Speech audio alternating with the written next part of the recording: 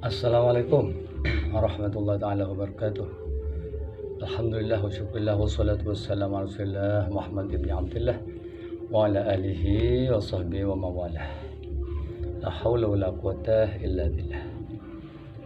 Sekarang pantas sekali ya mengucapkan inna lillahi wa inna ilaihi raji'un. Inna lillahi wa inna ilaihi raji'un. Inna lillahi wa inna ilaihi raji'un. Baru-baru ini ada kiai dari Banten ya meninggal dunia ya setelah beberapa detik, beberapa menit ya, dari mengatakan melaknat para orang yang mengotak-atik, para ulama, para kiai yang mengotak-atik nasab ya. Karena dia membela nasab Alawi ya, sehingga dari saking cintanya sebagai muhibbin ya, saking cintanya dia merasa insya Allah merasa benar, sehingga mereka mengutuk para yang mengotak-atik nasab, yang menjadikan menggugat nasab Alawi. Ternyata kutukannya ini kok langsung kena pada dirinya, seperti itu, kena yang mengatakan. Setelah itu saya cari-cari dan mengingat-ingat apa sih dasar dalam Al-Quran atau dalam hadis atau dalam beberapa banyak kejadian sehingga kok bisa terjadi demikian. Setelah saya mengingat-ingat ya, ternyata Nabi Muhammad itu memang tidak diutus untuk melaknat, bahkan mengatakan orang mukmin itu, orang Islam itu bukan untuk melaknat ya. Bahkan ada keterangan lagi, bukanlah orang mukmin yang suka melaknat. Dan yang dilaknat itu kan ya, yang dilaknat itu adalah para ulama. Yang mana ulama itu yang dikutuk adalah ulama yang berpegang teguh pada ahli nasab, pada ahli sejarah, pada ahli pencatat keturunan Rasulullah. Jadi kalau yang dikutuk itu adalah para ulama yang memang sudah terkenal kesuhihannya ya dari abad pertama, kedua, ketiga sampai ke-8. Lalu mereka itu yang dikutuk. Kok saya khawatir kutukan itu akan kembali ya, akan kembali pada yang mengatakan apalagi dzurriyyah Rasulullah itu. Kalau dzurriyyah Rasulullah putus di alam ini, maka mukjizat Rasulullah berarti putus juga. Nah, ini kok saya yakin ya ini terjadi, ini laknat dari dzurriyyah Rasulullah. Ini juga laknat dari para wali songo ya. Karena pembela nasab dzurriyyah wali songo itu adalah membela para wali ya, dan membela dzurriyyah Rasulullah ya. Jadi yang sudah jelas-jelas tertolak oleh nasab itu yang dibela, bahkan melaknat dengan orang yang mengotak-atik ya, mengotak-atik nasab Alawi.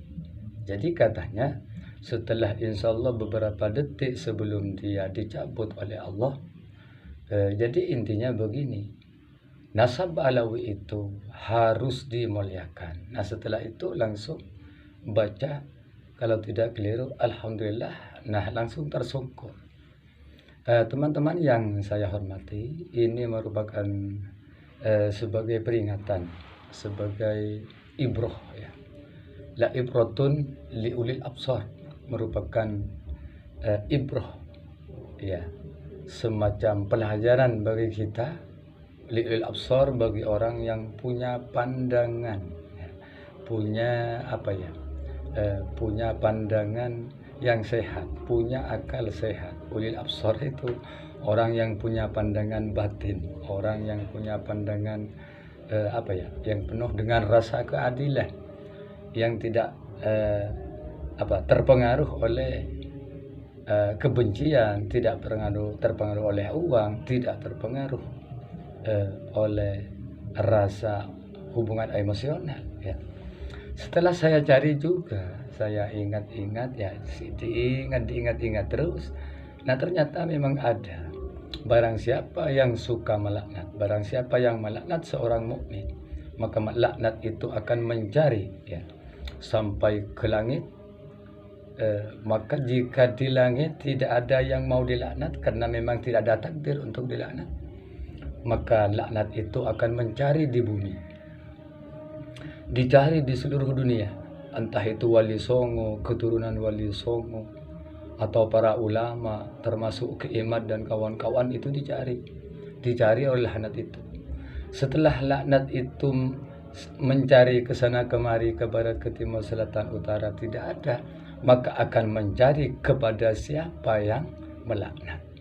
Maka seperti kiai yang barusan saya ceritakan, yang videonya sekarang sudah viral, yang dari Banten itu, kalau tidak keliru Kiai Usmoni ya, Kiai Usmoni Al-Bantani ya, kalau tidak keliru ya, semoga beliau diterima di sisi Allah dan diampuni segala dosanya, walaupun sudah banyak yang yakin bahwa itu adalah kutukan atau laknat, karena berani melaknat para wali songo dan berani melaknat para zuriyah Rasulullah ya.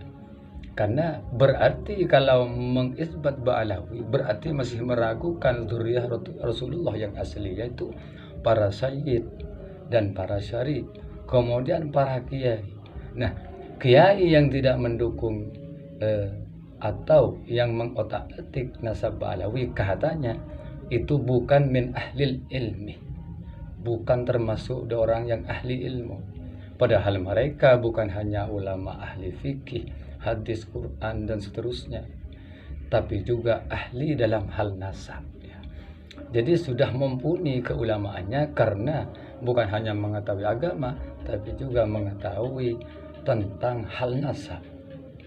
Jadi sekali lagi, wahai kaum muslimin dimanapun Anda berada, ya sangat berhati-hati melaknat seseorang. Takut yang dilaknat itu memang tidak punya takdir ya.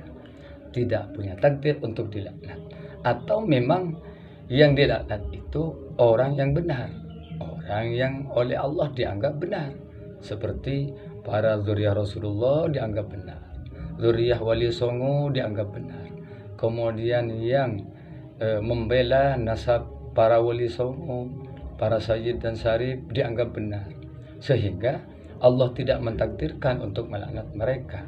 Maka apa yang terjadi? Laknat itu akan mencari pada yang memberi laknat atau yang melaknat. Nah, jadi ini dalam polemik nasab ini sudah ada korbannya menurut saya. Entah menurut Anda semua, silakan berkomentar. Ini menurut firasat saya itu laknat ya. Karena yang dilaknat itu memang orang yang benar, yang dilaknat itu memang orang yang dicintai oleh Allah, sehingga laknat itu kembali kepada yang memberi laknat. Terlepas dari itu semua, entah laknat atau tidak, tapi saya tetap berharap sebagai seorang mukmin ya, sebagai seorang yang sesama muslim, tetap mendoakan semoga beliau almarhum dimaafkan, diampuni segala dosanya. Hanya ini saya bicarakan hanya untuk sebagai ibrah. Inna fi dzalika la'ibratul liulil absar. Di kejadian yang seperti itu adalah merupakan peringatan ya, supaya bisa mengambil ibrah dari sebuah kejadian.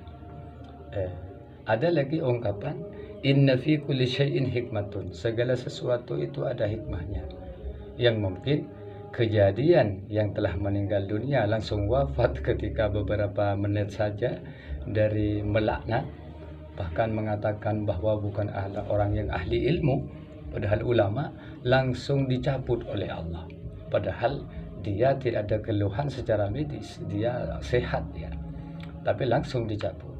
Nah, ini supaya kita berhati-hati dalam melaknat seseorang. Takut yang dilaknat itu memang dibela oleh Allah, yang dilaknat kebetulan ya, yang dilaknat itu waliullah. Kalau yang dilaknat waliullah, maka laknat itu akan kembali kepada yang melaknat. Sekian, Salam akal sehat, jangan terburu-buru melanat. Sekian. Wassalamualaikum warahmatullahi wabarakatuh.